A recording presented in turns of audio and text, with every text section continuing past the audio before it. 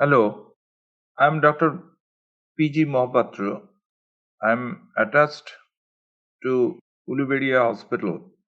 I want to share some of the information, medical information, with my fellow doctors. The subject is hypertension. We know that in India, nowadays, the 60% of the total deaths are due to non-communicable diseases, and about 30% of these total deaths are due to cerebrovascular accident.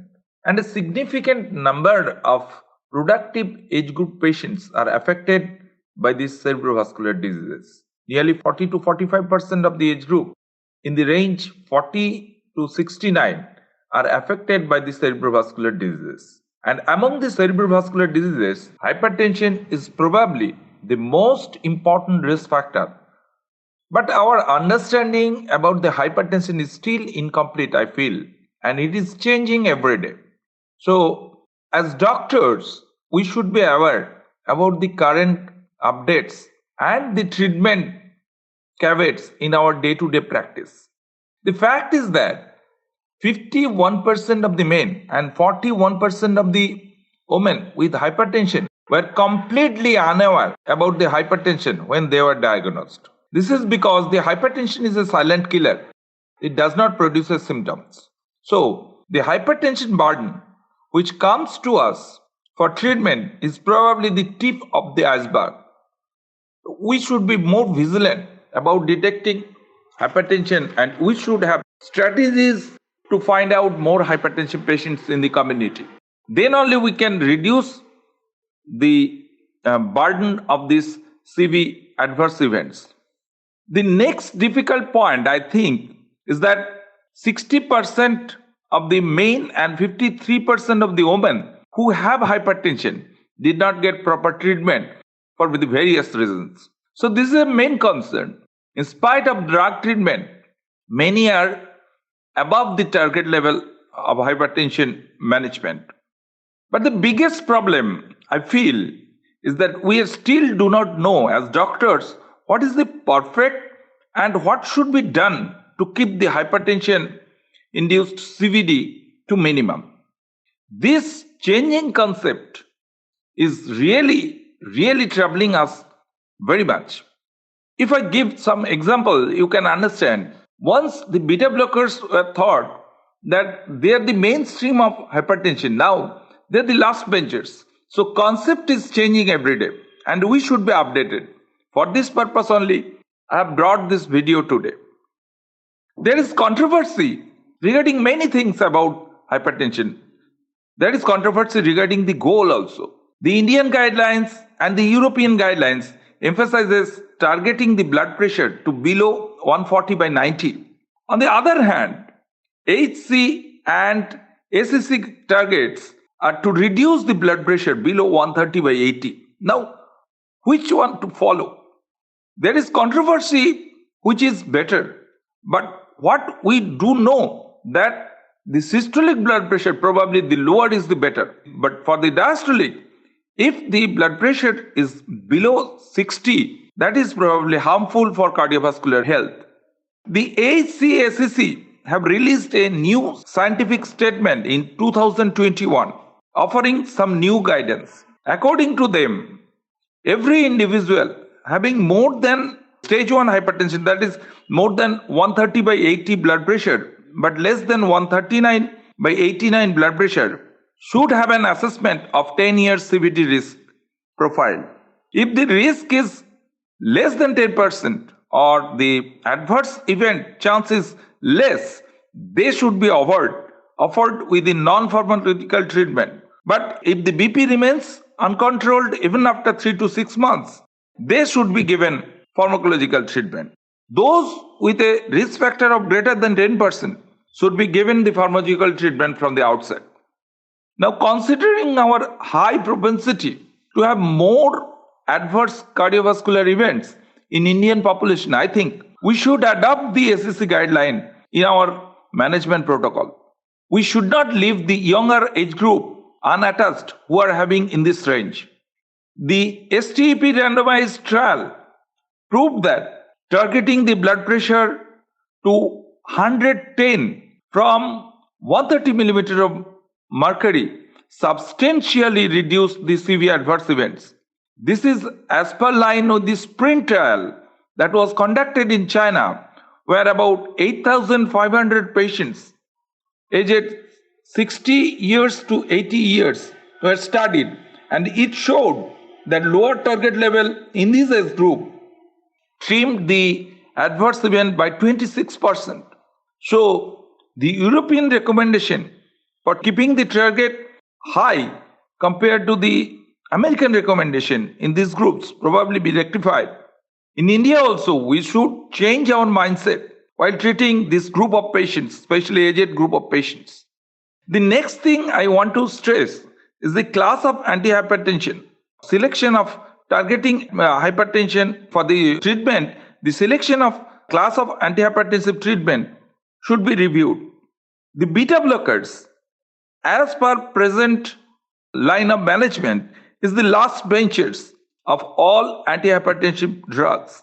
But a recent study in patients who had severe COVID-19 suggested that the metoprolol can reduce the lung inflammation and improve the respiratory function in people who are having COVID-19 affected severe ARDS.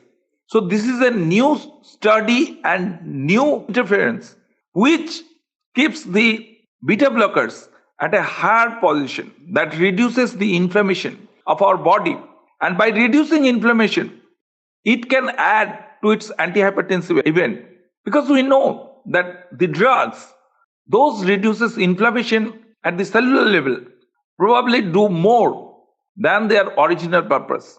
This is true for diabetes, this is true for hypertension, everything. So the beta blockers which we place as the last benchers in our treatment guideline should be reviewed, especially the metoprolol.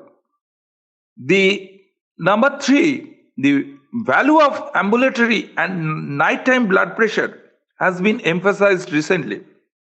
The home blood pressure measurement or ambulatory blood pressure measurement were associated with a better management strategy and reduction of CV deaths. The night blood pressure was so important that for every systolic 20 and diastolic 10 millimeter of pressure reduction at night, mortality risk was reduced by 23%, and the risk of CV event was reduced by 36%. So patients who have the reverse strip should be given more importance, and the strategy to treat these patients should be more emphasized, and the blood pressure target should be lower in this group. Number 4, the timing of antihypertensive is also a matter of concern. We know now that chronotherapy of antihypertensive treatments are better than a single time therapy. But the problem is that selection of the time is very important when you use a fixed combination or a single drug. It has been shown by many studies that the nighttime antihypertensive treatment is probably better than the upon awakening antihypertensive treatment.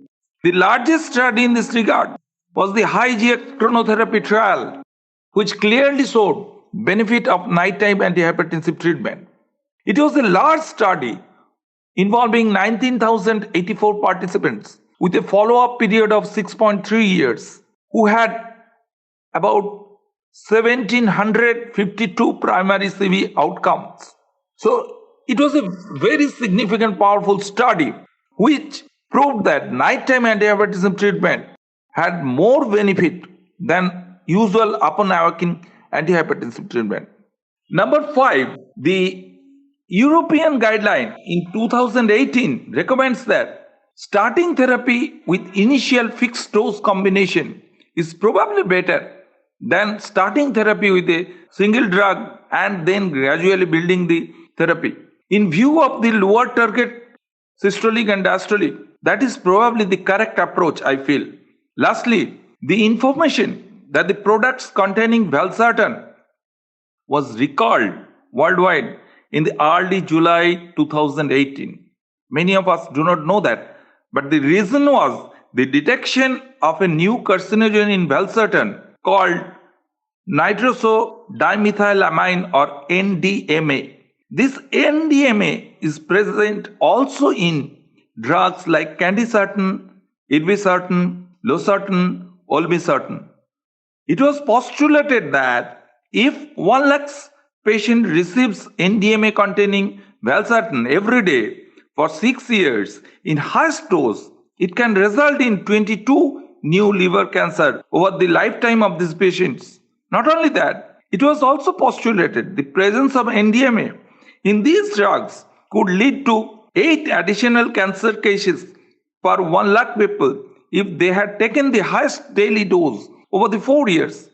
But this information should be verified by further researchers before we conclude anything. But this is an information that valsartan containing products was removed worldwide due to this fact.